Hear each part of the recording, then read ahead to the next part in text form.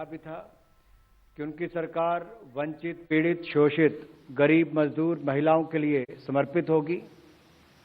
और उसका एक बहुत बड़ा उदाहरण हम सबको कोविड-19 महामारी के समय देखने को मिलता है। देश और दुनिया के सामने बहुत बड़ी मुसीबत थी। उस समय जहां प्रधानमंत्री जी ने देश को नेतृत्व भी दिया, जहां एक और वैक्सीन बनाकर 200 करोड़ वैक्सीन मुफ्त में लगाने का काम किया, वहीं सबसे पहला निर्णय भारत सरकार का क्या था? प्रधानमंत्री गरीब कल्याण अन्न योजना। और ये गरीब कल्याण अन्न योजना अप्रैल 2020 से चली और 25 महीने तक देश के 80 करोड़ से ज्यादा गरीबों को, जरूरतमंद परिवारों को अनाज देने का काम किया गया।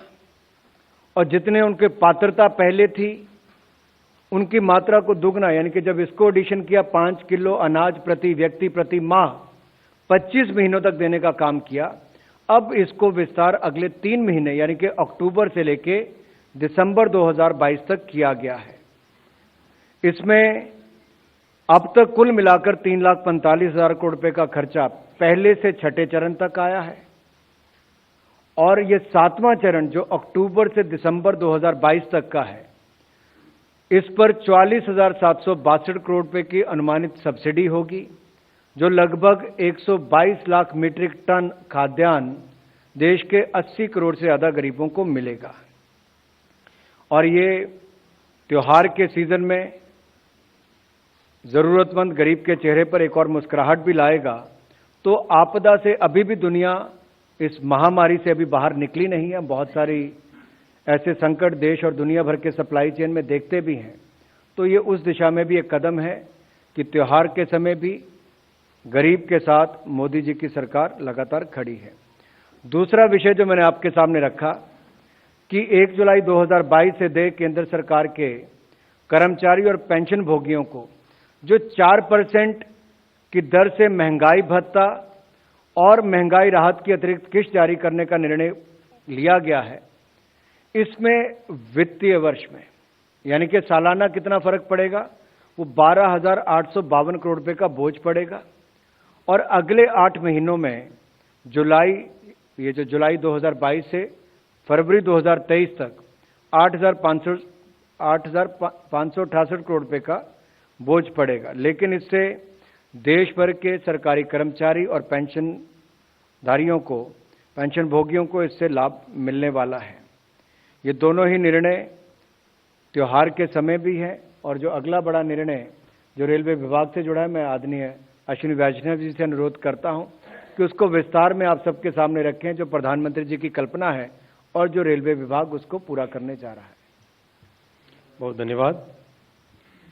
आप सब जानते हैं कि रेलवे के साथ प्रधानमंत्री जी का एक भावनात्मक जुड़ाव है और रेलवे के हर डायमेंशन को, चाहे स्टेशन हो, ट्रेन्स हो, पैसेंजर एमिनिटीज़ हो, सेफ्टी हो, नई नई टेक्नोलॉजीज़ को लाना हो, हर तरीके से प्रधानमंत्री जी एक बहुत ही सिस्टमेटिक तरीके से रेलवे के डेवलपमेंट के लिए हम सबको मार्गदर्शन देते हैं।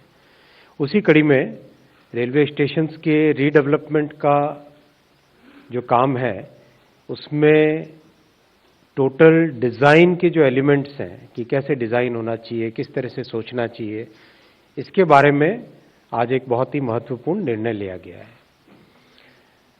माननीय प्रधानमंत्री जी का ये कहना है कि स्टेशन शहर का एक सेंट्रल प्लेस होता है, तो उसका जो डेवलपमेंट हो वो शहर के साथ एक इंटीग्रल डेवलपमेंट के हिसाब से होना चाहिए। इसका इंटीग्रल डेवलपमेंट के माने क्या है? इंटीग्रल डेवलपमेंट में इस तरह से है, स्टेशन के दोनों तरफ शहर का विस्तार हुआ। तो जनरली हम देखते हैं कि पुराने शहर जितने भी हैं उसमें रेलवे स्टेशन एक तरीके से शहर के 2 हिस्सों के बीच में स्थित रहता है। तो स्टेशन शहर के दोनों हिस्सों को जोड़ने वाली कड़ी बने, ऐसा डिजाइन का एलिमेंट आना चाहिए। सबसे पहली बात ये। दूसरी बात ये कि स्टेशन के साथ साथ जब शहर डेवलप हुए तो बहुत कंजेस्टेड तरीके से अलियां गलियां बनी और वहां पे आना जाना मुश्किल होता है। तो किस तरह से स्टेशन तक आना, स्टेशन से जाना, उस एरिया से निकलना, इसके लिए जो ट्रांसपोर्टेशन ट्रैफिक का प्लानिंग करना है, वो आज के हिसाब से नहीं, आगामी 50 वर्षों के हिसाब से सोच के वैसी प्लानिंग करो जिससे कि कोई भी काम करने में एक स्थायी समाधान निकले शहर के लिए। तीसरा, स्टेशन के अंदर अगर हम जाएं तो आज हम देखते हैं कि स्टेशन की बिल्डिंग होती है, फिर प्लेटफॉर्म होते हैं, फिर पटरियां होती है, फिर एक फुट ओवर ब्रिज पुलिये के ऊपर से अगर जाएं फिर प्लेटफॉर्म्स होते हैं, फिर आगे पटरियां होती है। ये कंस्ट्रक्ट 100 वर्षों से चला आ रहा था।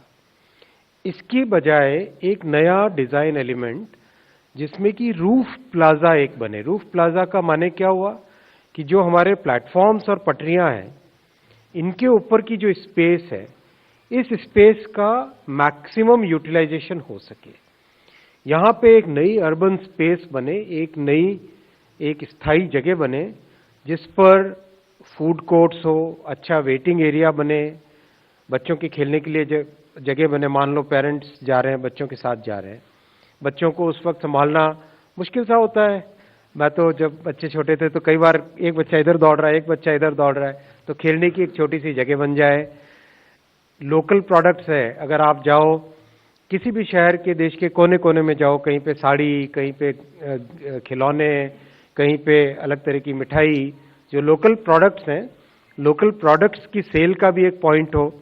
तो ये जो रूफ प्लाजा बने, ये रूफ प्लाजा एक नई अर्बन स्पेस की तरह डेवलप हो, जिसमें जैसा आपने कई अच्छे वर्ल्ड क्लास स्टेशंस में देखा होगा, इस रूफ प्लाजा में बहुत सारी फैसिलिटीज रहे। चौथा, हर तरीके से दिव्यांग फ्रेंडली, हर तरीके से पॉसिबल हो, ग्रीन, सोलर पैनल्स लगे रूफ के ऊपर, एनर्जी कंजम्पशन मिनिमाइज हो, सफाई और इन सब की चीजों का एक इंटीग्रल तरीके से डेवलप हो। तो ये एक इंटेलिजेंट बिल्डिंग, एक सस्टेनेबल बिल्डिंग, एक ग्रीन बिल्डिंग और एक सिटी फ्रेंडली सिटी सेंटर बने, उस कल्पना के साथ स्टेशंस का डिजाइन हो। आप सबके सामने आज कैबिनेट में भी इसका फैसला लिया गया।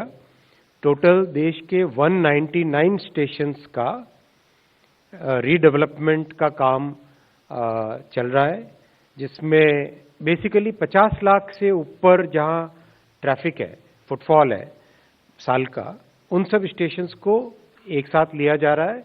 और जैसे जैसे इसमें प्रोग्रेस होगी, उसके नीचे 50 के बाद में 10 लाख से ऊपर वालों को भी नेक्स्ट फेज में लिया जाएगा। इसमें से 47 स्टेशंस के टेंडर निकल चुके हैं और 32 स्टेशंस पे काम फिजिकली चालू हो चुका है। 3 जो देश के सबसे बड़े स्टेशंस हैं, नई दिल्ली, मुंबई का छत्रपति शिवाजी महाराज टर्मिनस और अहमदाबाद स्टेशन, ये 3 जो बहुत बड़े स्टेशंस हैं, इन स्टेशंस के लिए आज कैबिनेट ने, माननीय प्रधानमंत्री जी ने कैबिनेट में 10,000 करोड़ रुपए इनके लिए सैंक्शन हुए। उसके डिजाइन के कुछ एलिमेंट्स आपके सामने इस प्रेजेंटेशन के माध्यम से रखेंगे। अगर